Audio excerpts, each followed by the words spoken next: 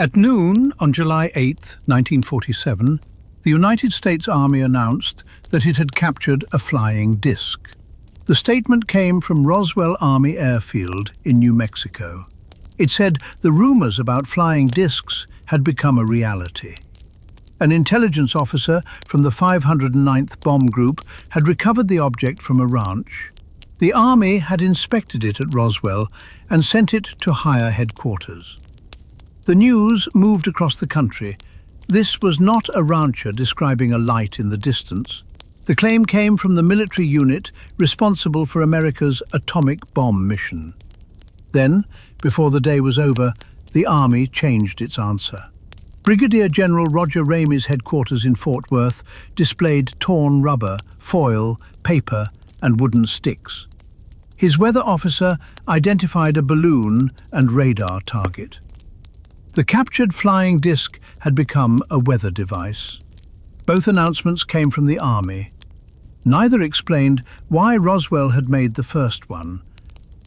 Welcome, friend, to JL's History's Mysteries. Sit by our fire and let us share a story. William Brazel worked the J.B. Foster Ranch, northwest of Roswell, near the small town of Corona. The house had no telephone. Reaching the nearest town meant traveling across miles of open New Mexico grazing land. On June 14th, Brazel and his 8-year-old son Vernon were checking sheep several miles from the ranch house when they came across wreckage. The material covered a patch of ground about 200 yards across.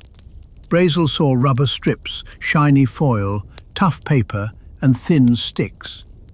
He was busy. He left it there. That date matters. On June 14th, the phrase "flying saucer" had not yet taken hold in America. 10 days later, Private Pilot Kenneth Arnold reported 9 strange objects near Mount Rainier. Newspaper descriptions of his sighting gave the country a new name for anything unexplained in the sky: flying saucers. On July 4th, Brazel returned to the wreckage with his wife and 2 children. They gathered some of the material. The next day, he heard the saucer stories. Now the debris looked different. Its shape had not changed. The story around it had. On Monday, July 7th, Brazel went to Roswell to sell wool.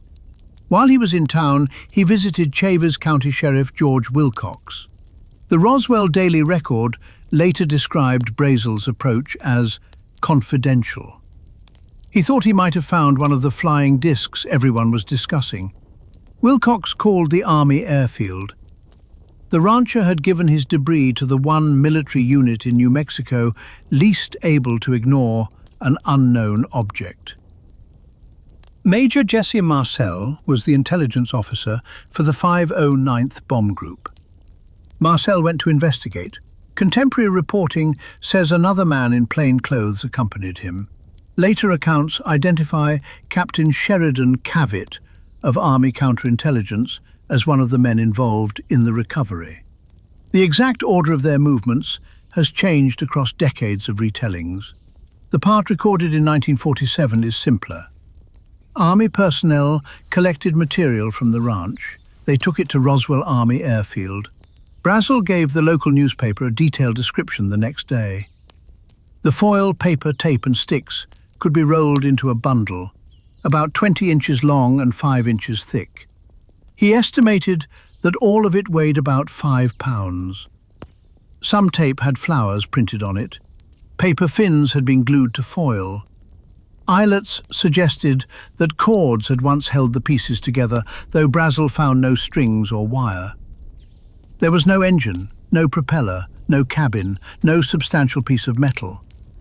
Brazel had found weather balloons on the ranch before. He insisted this material did not resemble them. That objection deserves to remain in the story. A single weather balloon would not look exactly like a train of balloons, radar targets, instruments and rigging after weeks in the desert. But nobody in Roswell had yet mentioned a secret balloon train. Instead, the base announced a disc. The public information officer at Roswell was Lieutenant Walter Haut. On July 8th, Haut issued a short release. It said the intelligence office of the 509th Bomb Group had gained possession of a flying disc through the cooperation of a rancher and Sheriff Wilcox. The release said the object had been inspected at Roswell and sent to higher headquarters. The Roswell Daily Record printed its famous headline, "RAAF captures flying saucer on ranch in Roswell region." Haut later said Base Commander Colonel William Blanchard told him to issue the release. No surviving 1947 order confirms that account. Jesse Marcel admitted in 1979 that he did not know whether Haut acted on his own or with authorization. The source of the wording remains unknown. By the time reporters were calling Roswell, the debris was moving toward Brigadier General Roger Ramey's headquarters at Fort Worth Army Air Field. Ramey's staff called Warrant Officer Irving Newton from the base weather station. Newton looked at the material and identified it as a Rawin radar target suspended beneath a balloon. A Rawin target was a light angular reflector. Thin wooden struts held foil-backed paper in shapes that returned radar signals. To someone seeing a broken one on the ground, it could resemble a collapsed box kite or a many-sided disc. Photographers entered Ramey's office. They captured Ramey, Marcel, Newton, and Colonel Thomas Dubose beside torn balloon rubber and a damaged radar target. Those photographs prove what reporters saw in Fort Worth. They do not provide a complete chain of custody from the ranch. Marcel later claimed the photographed material had been substituted. Cavett later said it looked like the same kind of debris he recovered. Both men were speaking decades after the event. The record made that day points toward the photographs. An FBI teletype dated July 8th, reported the military's description of a hexagonal disc suspended from a large balloon by cable. The object resembled a high-altitude weather balloon with a radar reflector. The FBI saw no reason to investigate further. The Army cancelled plans to send the material to Wright Field. By the next morning, newspapers treated Roswell as an embarrassment. One Army office had used the country's newest and most exciting phrase. Another had emptied it. The story disappeared almost as quickly as it had arrived. Quick one before we keep going.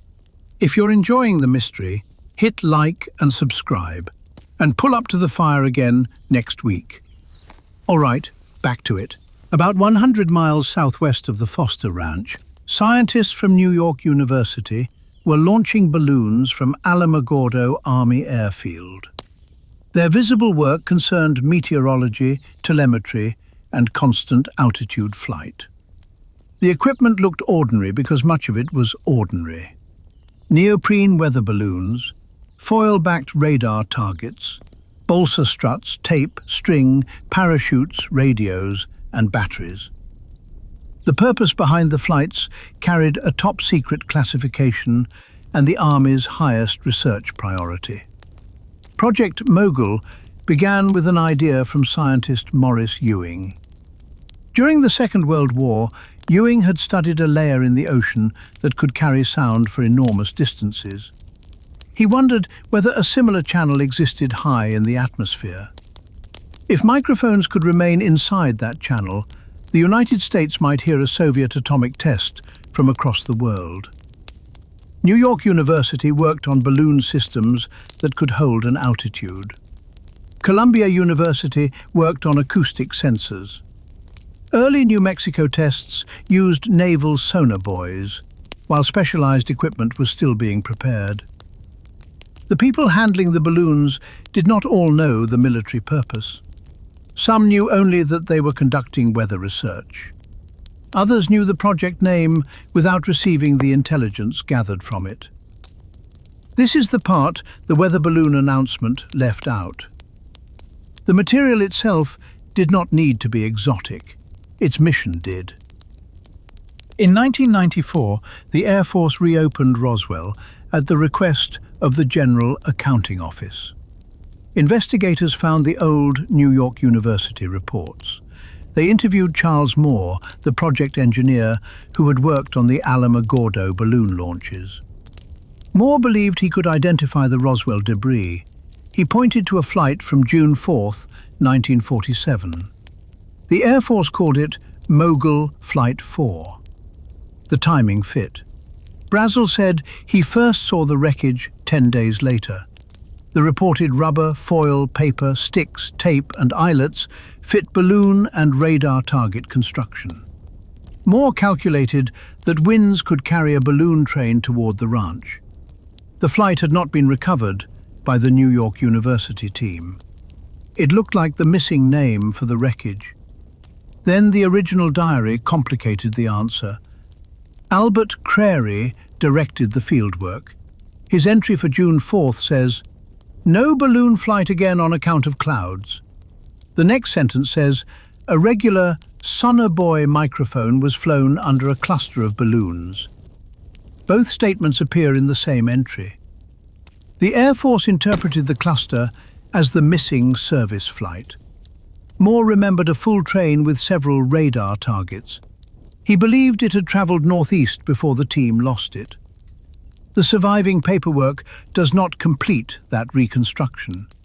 The formal flight table omits Flight 4. It calls the June 5th launch the first successful flight carrying a heavy load. No contemporary configuration record shows radar targets on the June 4th cluster. No tracking record carries it to Brazel's ranch. No recovered tag connects it to Roswell. Moore's memory supplied details almost 50 years later. Critics therefore read Crary's entry another way. The scheduled full flight was cancelled. A smaller cluster carrying a sonobuoy went up because the helium had already been used. That experiment may never have been assigned a flight number. The distinction changes the confidence of the answer. Project Mogul explains why secret balloon work was happening nearby.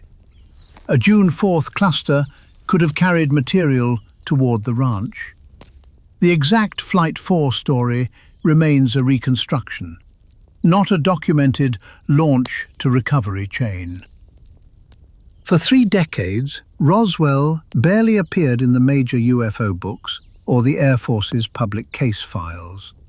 Then, in 1978, UFO researcher Stanton Friedman interviewed Jesse Marcel. Marcel now said the weather balloon explanation had been a cover story. In a recorded 1979 interview, he described a debris field 3/4 of a mile long and hundreds of feet wide. He said much of the wreckage remained after his team filled a vehicle and his car. He gave his conclusion plainly. The material had come to Earth, but not from Earth. Marcel had handled the debris, so his account cannot be waved away. It also has to be compared with the record made in July 1947. That record described a 200-yard area, a 5-pound total, and a bundle small enough to hold. Contemporary wire reporting attributed the balloon, kite, foil, and rubber description to Marcel himself. The two versions do not agree on scale or meaning. Marcel's later testimony reopened the case. The 1980 book, The Roswell Incident, turned it into a national story and added bodies through a second-hand account about another alleged site on the plains of San Agustin, far west of Brazel's ranch. In 1989, Roswell mortician Glenn Dennis told investigators about calls concerning small caskets and a nurse who had allegedly seen an autopsy. He first related the story 42 years after the event. The nurse was never verified. No body appears in the Roswell press reports, the FBI teletype, the July unit history, or any other government record found from 1947. The Air Force's 1997 report tried to connect later body memories to test dummy recoveries and accidents from the 1950s. Those events cannot explain Brazel's debris in 1947. They address stories that became attached later. Roswell had grown from one debris recovery into several competing crash stories. In 1994, New Mexico Congressman Stephen Schiff asked the GAO to search the government for Roswell records. GAO searched the Air Force, Army, FBI, CIA, National Security Council, Department of Energy, White House Science Office, and military archives. It found 2 government records originating in 1947 that directly mentioned Roswell. The FBI teletype described a balloon and radar reflector. The combined July history of the 509th Bomb Group and Roswell Army Air Field said the object turned out to be a radar tracking balloon. No aircraft accident report existed. Under the rules in force at the time, a balloon crash did not require one. GAO also found a real gap. Roswell administrative records covering March 1945 through December 1949 had been destroyed. So had outgoing messages from October 1946 through December 1949.